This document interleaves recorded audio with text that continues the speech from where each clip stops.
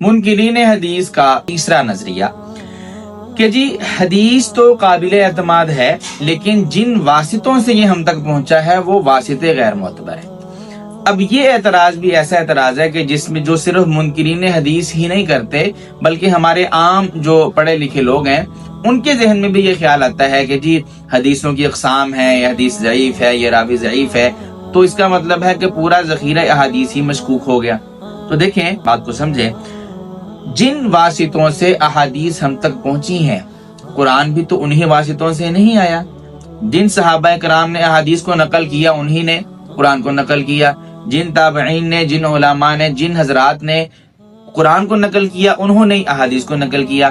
اب اگر آپ حدیث کو چھوڑتے ہیں یہ کہہ کر کہ جی واسطے غیر معتبر ہیں، تو اس سے تو پھر قرآن بھی جو ہے وہ بھی غیر معتبر ہو جاتا ہے۔ اس کو ہم کس دلیل سے معتبر مانیں گے؟ پہلی بات۔ دوسری بات کہ جب آپ یہ کہتے ہیں کہ حدیث حجت ہے لیکن واسطے غیر معتبر ہے، لہٰذا ہم اس حدیث کو نہیں مانیں گے، تو حدیث کو حجت کس نے قرار دیا؟ اللہ تعالیٰ نے۔ حدیث کو حجت قرآن سے ثابت ہے نا، تو حدیث کو حجت اللہ تعالیٰ نے قرار دیا، لیکن ہمارے لیے اس پر عمل کرنا ممکن نہیں ہے۔ اس کا مطلب یہ ہے کہ اللہ تعالیٰ نے ہمیں ایک ایسی چیز کے کرنے کا حکم دیا جو ہم کر ہی نہیں سکتے۔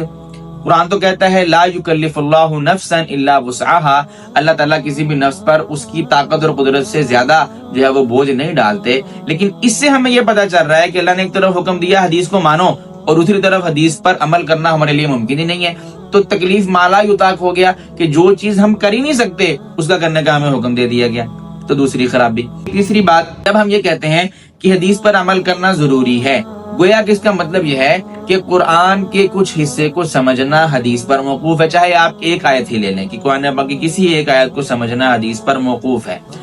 اب حدیث غیر معتبر ہو گئی، تو جب حدیث غیر معتبر ہے تو وہ آیات یا وہ ایک آیت جس کو ہم نے حدیث سے سمجھنا تھا اس کا معنی ہم کیسے سمجھیں گے؟